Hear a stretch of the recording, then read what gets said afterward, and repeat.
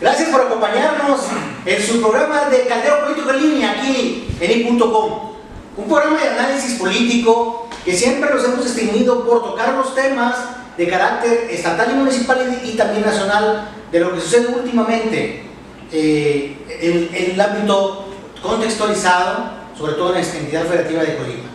Y nos hemos caracterizado por invitar a aquellos invitados especiales y amigos que también tengan un punto muy particular y específico del contexto político y social que está viviendo nuestra entidad federativa. Hoy, Caldero Político ha invitado a un gran amigo, columnista, analista y también historiador, asesor parlamentario, que también se ha distinguido por ser y tocar temas muy controvertidos. Caldero Político en Línea aquí en i.com se viste plácemes y agradecemos la presencia de este gran amigo de Jesús Jiménez Godínez, analista y asesor parlamentario y columnista también. Chuy, muchas gracias por estar aquí de nueva cuenta, por segunda vez, en Caldero Político en Línea. Muchas gracias, estimado Juan, por la invitación y efectivamente es un gusto estar aquí en tu programa, muy original y que te has ganado ya un espacio, digamos, en la opinión pública colimense. He visto tus programas y siempre buscando con ese interés de informar a la sociedad colimense sobre puntos que se estén discutiendo en la vida pública colimense. Muchas gracias por la invitación. No, gracias a ti, Jesús. La empresa nos ha otorgado la oportunidad de colaborar aquí en esa gran empresa periodística de opinión pública y política. Y bueno, Caldero Político para eso surgió y te agradecemos que nos acompañes por segunda vez aquí en Caldero Político. Y entrando en materia, Jesús, mira, en el estado de Colima acabamos de pasar los colimenses por un proceso electoral que ha sido de forma sui generis, porque la ciudadanía ha emitido su voto razonado y también diferenciado. Pero también, Jesús, como colimenses y como analistas, nos hemos dado cuenta, porque también ya un consejero del Instituto Nacional Electoral en la Vocalía Ejecutiva Distrital en Colima ha hecho mención que por primera vez en Colima se ha dado un proceso electoral donde el 50% más uno del electorado listado en la lista nominal no envió a votar. Es decir, hubo un 50% más uno de abstencionismo electoral para emitir el sufragio. Y ello radica, Jesús, porque tiene tres vertientes importantes. Y yo creo que es importante que los toquemos, que le hagamos saber a los cibernautas de i.com qué fue lo que pasó o por qué el electorado no acudió a votar. El 50% más uno que se dio pudo haber sido, por un lado, porque el electorado ya no quiso sufragar por los candidatos o por los partidos políticos que no les interesaba seguir, por decir que era más de lo mismo. Y dos, porque no se sentían, tal vez el electorado no se sentía suficientemente representado para poder emitir un sufragio a favor de X o Y candidato. Y tres, el organismo electoral local a nivel estatal no emitió en tiempo y en forma una orientación específica para hacer la invitación a votar a la ciudadanía, porque venían de una elección que ya lo platicamos aquí contigo, de una elección a nivel nacional donde fueron electos estos consejeros electorales por el Senado de la República. Entonces, son tres vertientes importantes que casi la mayoría de los analistas y columnistas de la entidad no han querido tocar. ¿Cuál es tu análisis, Jesús, en este 50% más uno del abstencionismo electoral que se dio en el estado de Colima el pasado 7 de junio del proceso electoral? Pues es un asunto realmente grave, estimado Juan, porque habla de la calidad de la democracia colimense, una calidad deficiente. Habla también de que a pesar de no sé cuántos años tiene la democracia occidental, liberal, así como la conocemos, ¿no? de división de poderes, del ejercicio del voto, ¿no? Vamos a ubicarnos después de la Revolución Francesa, ¿no? Los derechos universales del hombre y de la mujer, de ir a votar y de tener separación de poderes, de tener rendición de cuentas. Han pasado siglos y qué pena que en Colima, por ejemplo, y en todo el país, tengamos estos niveles tan deficientes de participación de uno de los ejercicios más fundamentales, ¿no? Como sociedad y en los derechos del ciudadano, que es ir a acudir a votar y elegir libremente a nuestros representantes y a nuestros gobernantes. Por supuesto que tiene que ver también, yo creo que este es un proceso de malformación educativa, un proceso de malformación o incluso de degeneración, ¿no? De que no hemos podido comprender cuáles son nuestros deberes como ciudadanos y cuáles las obligaciones de las instituciones para fomentar la cultura política y la democracia. Y por el otro lado también, como tú dices, que en este universo de gente que fue a participar, ya lo dijiste que fue el abstencionismo 50 más 1%, pues el 49% pues que sí fue a votar, probablemente lo haya hecho pues ya con esa orientación ya de más información al momento de elegir, y por eso se dio digamos, estas elecciones históricas, en el sentido pues de que por primera vez la oposición se impone de alguna manera. El hecho de que un partido opositor tenga 6 municipios, entre ellos los principales, y tenga mayoría, digamos, en el Congreso, habla pues de una participación crítica. Este escenario se había dado ya, tú lo sabes muy bien, en relación al partido, digamos, en el poder, o el partido del gobernante en turno, pero ahora se da en la oposición. Entonces estamos hablando de que esos pocos se van a votar de una manera, como tú bien lo dices, orientaron su voto para que esto ocurriera, dejando en el camino a cuadros muy importantes, personalidades políticas muy importantes que participaron para ser representantes populares y para alcaldes, pero que finalmente el juicio crítico del electorado pues les fue adverso. Y el otro, que el organismo, efectivamente hay una crisis ahorita generalizada, estimado Juan, en torno enfocado al INE, al Instituto Nacional Electoral. Este organismo que surgió, tú lo sabes muy bien, pues no sé, con aquel IFE del Woldenberg, ¿no? Que fue histórico, y que en su primera edición, digamos, de responsabilidad en elecciones, pues salió avante y se logró imponer intereses de partidos y de facciones, ¿no? Políticas.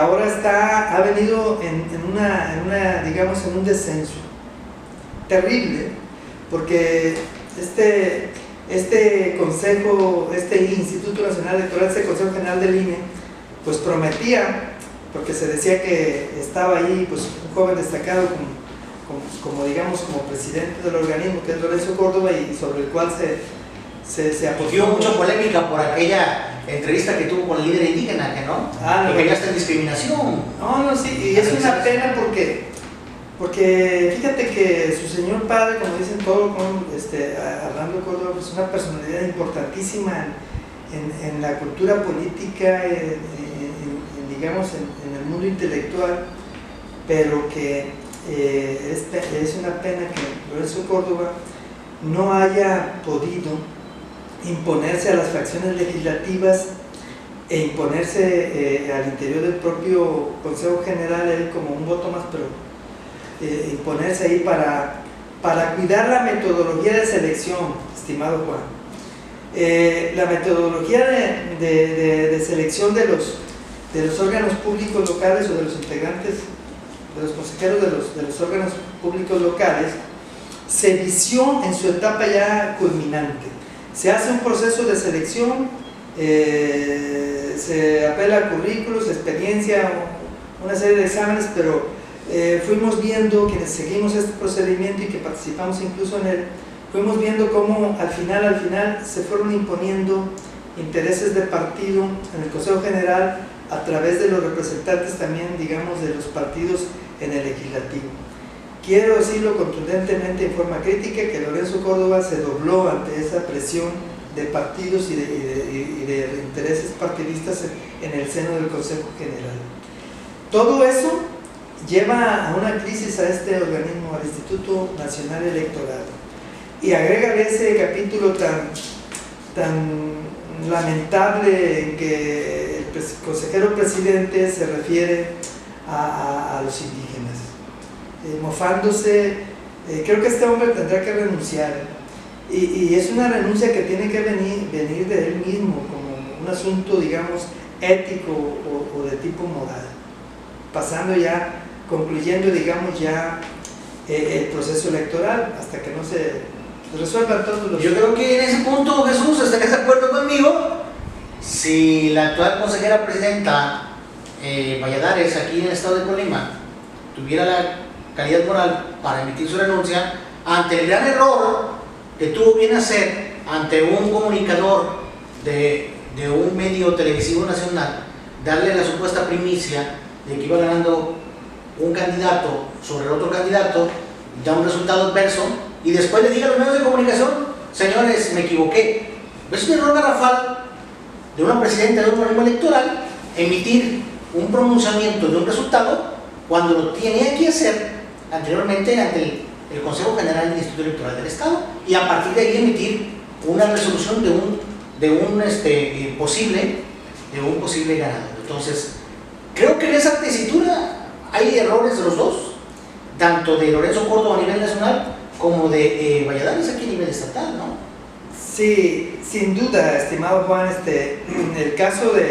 creo que el caso, bueno, los dos son graves, pero este caso es de una naturaleza electoral todavía más grave. El caso de Lorenzo Córdoba fue un asunto de apreciación cultural. Aquel se barrió y opinó mal ahí desacertadamente, pero el asunto aquí de la ciudadana presidenta, consejera presidenta del Instituto Electoral del Estado, órgano público local, pues es de una naturaleza realmente electoral.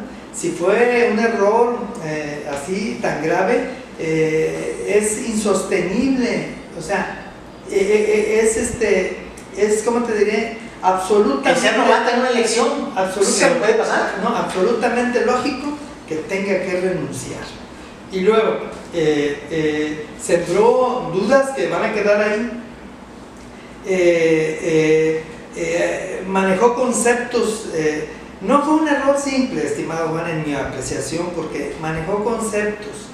¿Y cuál es ese concepto? O sea, términos que revelan, digamos, un contexto, ¿no? Por ejemplo, el señor López Dóriga, de por sí aquel paga, este comunicador, en mi opinión también presto a intereses ajenos a la institución pública, nomás está esperando que lo alquilen para dar esos comentarios, y ella, pasando quizás por encima de este consejo elemental ahí de los demás compañeros, se toma la libertad de dar una primicia cuando una institución no es un sujeto o una persona ahí al frente, es un consejo que decir: bueno, compañeros, vamos a dar este comunicado y aquí están estos términos. Que la señora haya dicho así, con conceptos, se revierte la tendencia, y la tendencia era, por ejemplo, en mi opinión, era toda la que manejaban los medios, en mi opinión, susceptible de crítica, porque todas las encuestas se equivocaron, y algunos analistas y comentaristas nos podemos equivocar. Cuando dice la tendencia, bueno, va arriba Ignacio, y efectivamente se hablaba de una tendencia de que el candidato de la alianza PRI, PAN, iba arriba. Cuando la señora Sari dice se revierte la tendencia, hay un seguimiento, digamos, lógico.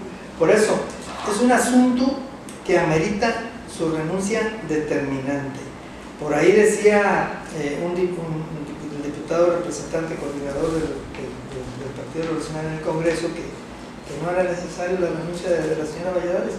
Creo que por salud del propio organismo y por salud, digamos, de la historia política local, que no debe sostener encargos a personas que no se conducen con probidad y con entereza, digamos, intelectual, legal e incluso emocional para hacer frente a una responsabilidad pública de esa naturaleza. A nivel local, el diputado coordinador de la fracción parlamentaria del PRI en la 57 legislatura aducía que no había necesidad de que Felicita Valladares renunciara, y a nivel nacional, César Camacho, presidente del Comité Ejecutivo Nacional del PRI, argumentaba que era necesario la renuncia de esta consejera, y Carlos Marín, el representante del partido ante el Instituto Nacional Electoral, asentaba la denuncia para que le diera seguimiento al Instituto Nacional Electoral. Dos situaciones muy encontradas, ¿no? Pasando las elecciones, estimado Juan, va a tener que discutirse la renuncia de Córdoba y la renuncia, o no sé, la renovación, no sé, una nueva convocatoria para elegir realmente nuevos integrantes, si es el caso, pues. No me he fijado ahorita si se renuncia a un consejero, se le llama al suplente, no he visto ese mecanismo, pero la verdad es que sí tiene que discutirse porque, estimado Juan, no solamente la señora Valladares se equivocó aquí, o Córdoba emitió esa declaración tan desafortunada, sino que hubo errores. Recordarás como un porcentaje del 100.6% en el hotel, o sea, se rebasaron. ¿Qué pasó ahí? Eso también sembró sospechas. Claro que le llaman ellos el sistema, ¿no? Pero que digan, se acabaron de computar 100 más .6 de la existencia de las casillas, me parece grave. Creo que sí hubo un error. Y luego le salió muy mal y no difundieron, estamos hablando de escasa participación, y luego no difunden la formación cívica en las elecciones para niños. Se les barrió ese programa que tienen adicional, que es que los niños van a votar también. O sea, fue un desgarriate grave, estimado Juan, muy grave. Muy importante las aportaciones que aquí Jesús Jiménez acaba de darnos a entender a ustedes, los cibernautas que nos siguen por i.com en Caldero Político en Línea, y que bueno, es digno de tomarse en cuenta de una reflexión muy a fondo. Pero no se vayan, seguimos aquí en Caldero Político en Línea, vamos a una pausa y regresamos con el segundo bloque en Caldero Político en Línea y i.com.